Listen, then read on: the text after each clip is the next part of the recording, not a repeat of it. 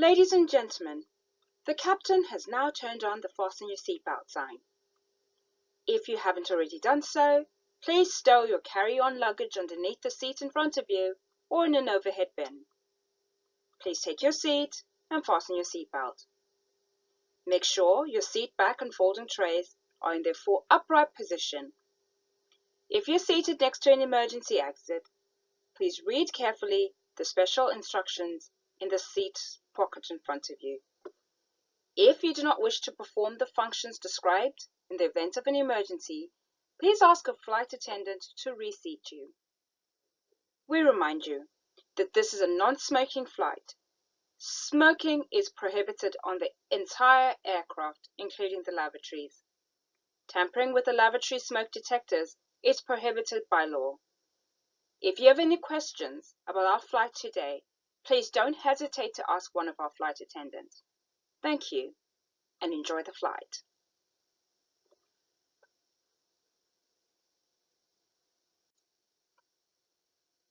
Hi, it's just me. You're probably wondering, so what was that all about? Well, that illustration was to teach you that the best way to learn about identifying, building, and managing your partners is to remember that you're taking your partners on a journey. It's an experience of your program or your project. What I'm going to show you today is a design thinking model that we use in marketing. It allows you to get into the mind of a partner and design a journey or an experience for them in such a way that they would not only consider being your partner, but they will quickly jump on board, remain committed to your program, and eventually will also become advocates for the work that you are doing. So, similar to a journey, partnership is about that experience that you build. And just like when you were on a flight coming here, important things that you need to remember about a journey. First thing, is that you know where the journey starts and you know where it's going to end up. Similarly with your partnerships, you should know when it's going to start, what the deliverables are, and when they need to be delivered by. Secondly, you have an idea of what's coming next.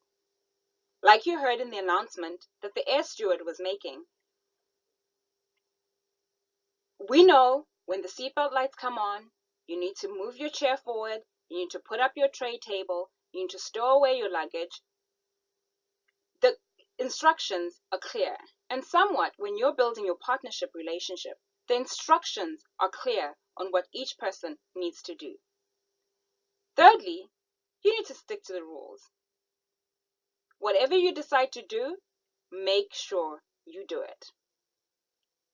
Commit to what you said you would do. Let's take a look at the decision-making journey map. The diagram in front of you on your screen is what we call the decision-making journey map. Now, when you look at this diagram, you're probably thinking, how does this apply to me? I work in an NGO or I do grassroots work, and this looks like something that a customer would be looking at. Remember what I said before. Take the principles and apply them to the work that you're doing. Yes, this is a marketing tool that we use when we're selling something to a customer. So I want you to put on your marketing hat. At the end of the day, when you're looking for partners, you are selling something. You're selling an idea or a solution or an opportunity. Your end goal is to convince or influence the person that you're speaking to buy into your idea. So although you're not selling a tangible product like a television, your project is your idea, or your project to make positive change in your community is the idea that you're trying to sell so that other people can join you in this journey.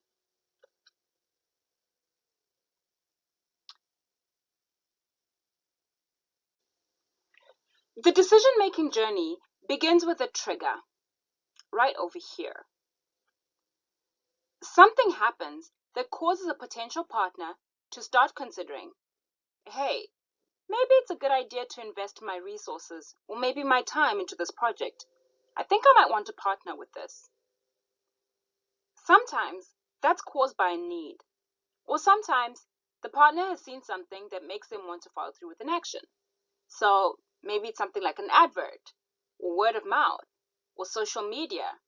Sometimes it's competition. You hear that somebody in the same line of business with you is partnering with a particular project and you think, oh, I don't want to be left behind. I want to get involved. So with that, the journey begins at step 1. And we call this step the initial consideration.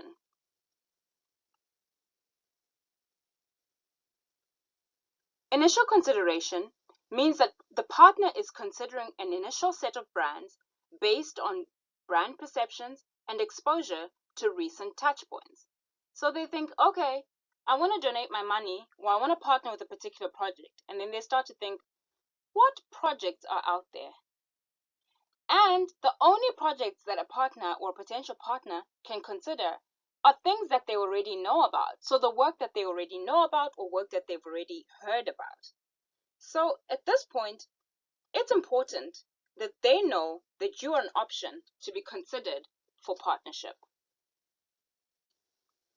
Initial consideration is the very beginning stage of any relationship. People are hearing about your work or about your project. They're getting familiar with your brand or your organization and the work that you're doing.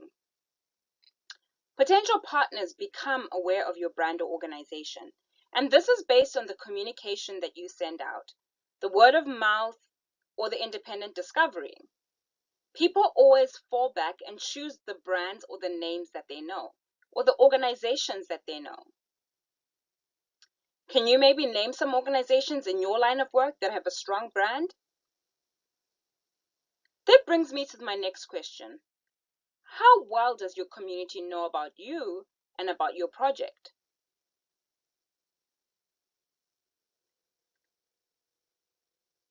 What's very important to remember at this stage is that brand awareness matters. Brands in the initial consideration set can be up to 3 times more likely to be one that a partner would transact with eventually than brands that are not considered at the very beginning. So you want to make sure that people are talking about the work that you're doing. Market yourself within your community. Let others know that the work that you're doing is important. If you have to get on radio, do it. If you need to make flyers, do it. But make sure that you're a brand or a project that people are talking about. Step 2 is what we call active evaluation, or information gathering and shopping. At step 2, consumers add and subtract the brands that they know as they evaluate what they want. At this point, the partner is considering the information that they have versus all other competing factors, i.e., they're weighing the value of a potential investment. So they're looking at your website, they're looking at posters that you may have made, they're comparing you to other organizations or other projects and deciding whether or not you're worth investing in. To invest or not to invest? That is the question. So like I said previously, step 2 involves shopping, something that most people love to do. Like I said, you're shopping around for the best option that's out there for you. Activities would involve coming to events, asking opinions of others, talking to beneficiaries of the projects or other supporters. Potential partners will gather all the information that they have or can get about you. So this includes internet searches, brochures, PR. Potential partners will do their homework on you. Rest assured, if somebody wants to partner with you or invest in your project, they are going to do homework and find out whatever it is they need to find out. So what's important to remember is put your best foot forward and provide all the information that's necessary to convince a potential partner to invest. If you don't have a website, I suggest you get one, because that's the easiest way that people can find information about you. Step 3 of the journey is what we call the moment of purchase. Ultimately, the consumer selects a brand at the moment of purchase, or in this case, the consumer selects a project to invest in at that moment. We'll call this the moment of transaction. Remember, a brand is a promise. So get ready to deliver what you said you're all about. At this point, the partner has made his choice to come on board as an investor or as a partner in your program. And this is essentially where the real work begins. We'll talk more about this in the next slide. So for our purposes, we said we'd call step 3 the transaction stage. So it's the moment of purchase or the transaction stage. From that moment, the relationship begins. A partner will begin to consider the experiences that they have throughout the process. How easy or how difficult is it to implement the terms that you've agreed on? Has it been convenient for them to transact with your organization? Did you bring them on board and then when they were ready to maybe say transfer money, they couldn't do it? Why? Because you didn't have a bank account registered in your name? A lot of people don't think about these things until they've actually signed the agreement. And these are things that are very important. Maybe you're asking for donations.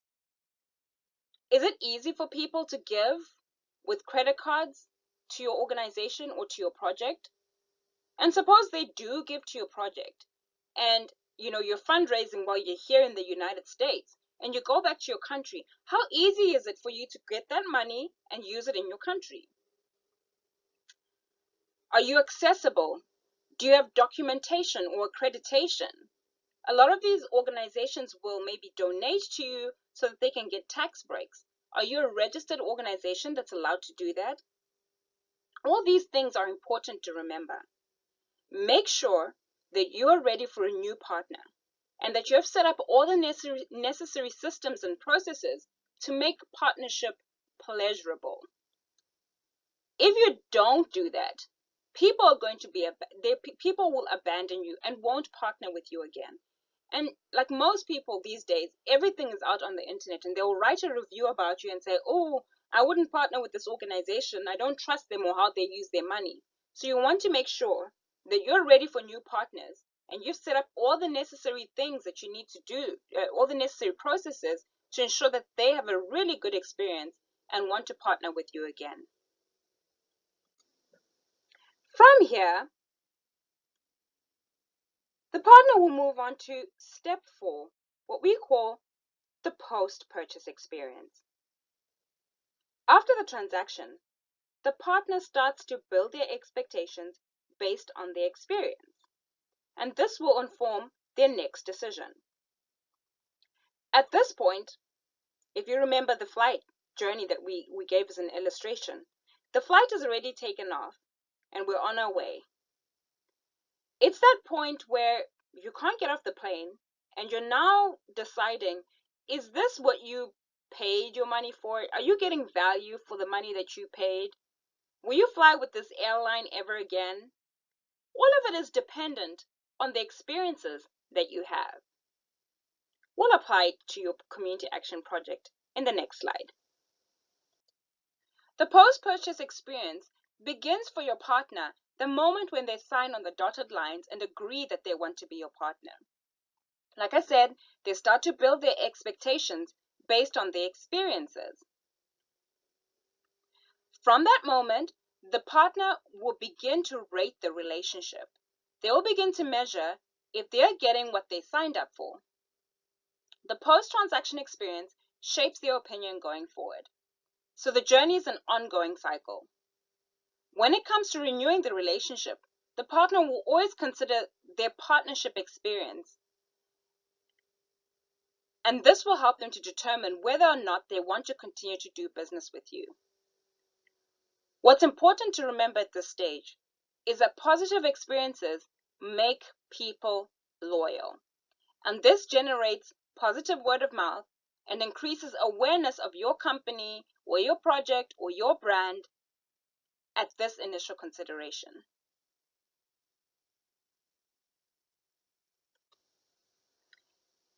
If you're able to give a partner an excellent experience and deliver all the things that you promised to deliver, they will move from the post-purchase experience and begin the journey again at the loyalty loop. Let's talk a bit about the loyalty loop. This is the best kind of marketing. Ideally, this is where we want all our relationships to go. Where when a partner thinks about you or about your project, they know that you are a partner of choice. Almost with their eyes closed, they know, I want to do business with this particular project in my community. But you see, you don't just get there. You have to work for that. Think of the brands that you are loyal to. And when I'm talking brands here, I'm talking about maybe the toothpaste that you buy. Maybe some of you buy Colgate all the time. Why do you buy Colgate all the time? What's made you loyal to it? Someone had to do something right for you to stick to it. Alternatively, someone had to do something wrong that caused you to swear to never go back to that other brand. Let your partners do the bragging for you. They're the best people to bring on new partners. And so, if you do your work right by giving them a good experience, then they will go through the partnership journey by choosing you all the time. So like we said, the journey begins here. It moves round to there. It moves round to there. And then it begins again. And if you've done the work right, you don't have to go through all these processes again. Eventually, a partner will just go straight into the loyalty loop, repurchase, and enjoy the experience over and over and over again. So, just to re-emphasize, the loyalty loop is important because partners become advocates. Secondly, it generates positive word of mouth, which is good marketing for your project. And then finally, it increases the brand awareness of your program so that people know about it at the initial consideration stage. We call it bragging modestly. Why don't you let someone else toot your own horn because of the work that you're doing? Now that you understand the various stages required in building relationship, it is important to realize that you actually need to have a plan of how you will ensure a delightful journey for your partners. Every stage requires specific treatment, so make sure that you're not giving every partner blanket treatment, as some will need a little more attention than others. So for example, a loyal customer may not need as much attention as the person that you're trying to solicit so that they can join your project for the first time. And communication is key. Don't go quiet at any stage of your partnership relationship. Otherwise, it will look like you just don't care. Or don't communicate very hard at the beginning. And then once somebody's signed on to be a partner, you keep quiet and almost forget about them until the next time you need something. At every stage, it's important for you to tell your partner what's going on. Give them information, give them a report, send them feedback, and likewise, they'll do the same thing. Like any good relationship, a culture of communication is a must. So what we have done, in conclusion, is we have also included a resource for you that can help you to understand journey mapping a bit more. Like I said, although it's specific to customers, I want you to think of a potential partner as a customer. You're providing an opportunity or a service, and your partner is the customer, and you want them to buy into that idea. With that, ladies and gentlemen, we've come to the end of our journey. On behalf of the captain and all of us at the Community Solutions team, we would like to thank you for actively participating in this course. Please Make sure you check the seat pocket in front of you for all your belongings, and be careful when you open the overhead compartment, as some things may have shifted during landing. Thank you for taking this session on building partnerships, and until the next time we see you, we wish you a pleasant break. Goodbye, tot ziens, hambani kahle.